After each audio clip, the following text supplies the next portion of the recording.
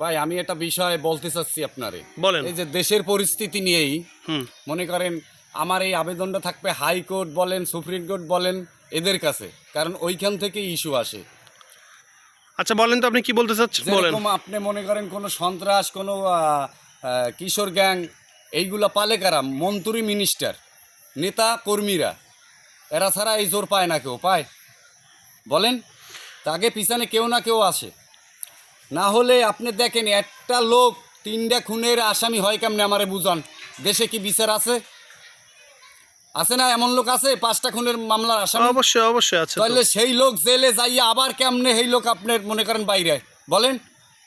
5টা মার্ডার করিয়া সেই লোক কেমনে যাবেন ভাই? আমার এই জিনিসটা বুঝাই দেন। তাহলে দেশ কিভাবে শুধরাবে আর কিভাবে ভালো হবে? খুন 5টা যে হলো, হ্যাঁ। তাই না? তো তার আগে একটা খুন হইছে, নিশ্চয় মামলা হইছে, হ্যাঁ। বা 2টা হইছে।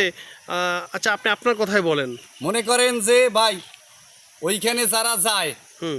জেলখানায় বলেন বা আদালতে বলেন, এরা কি ভালো কর্ম করিয়ে যায়? তাইলে কি জেলখানায় যাইতো? নিশ্চয় না। আমার মা, আমার বোন, আমার ভাই ধর্ষণ মামলা মনে করেন মাইরিয়া তারপরে যায়, সেটাই তো। যায় না? সেটাই, তাহলে রাইট। তাদের তাদের আমরা কেন খাইতে দেব? তারা কি কোনো ভালো কর্ম করে গেছে যে আমাকে টাকা দিয়ে তাকে খাওয়াবে? আচ্ছা আপনি কি বলতে চাচ্ছেন, একটু বিস্তারিত বলেন আরো। তাহলে ভালো কিভাবে বানাবেন? বিস্তারিত কি বলবো? যে তারা ভালো কর্ম করিয়ে যায় নাই, কিন্তু তাদের খাওয়াচ্ছি আমরা জনগণ। কেন? আমরা দায় ট্যাক্সি নেই? প্রত্যেকটা লোকের জন্য প্রত্যেকটা ফ্যামিলি দায়ী।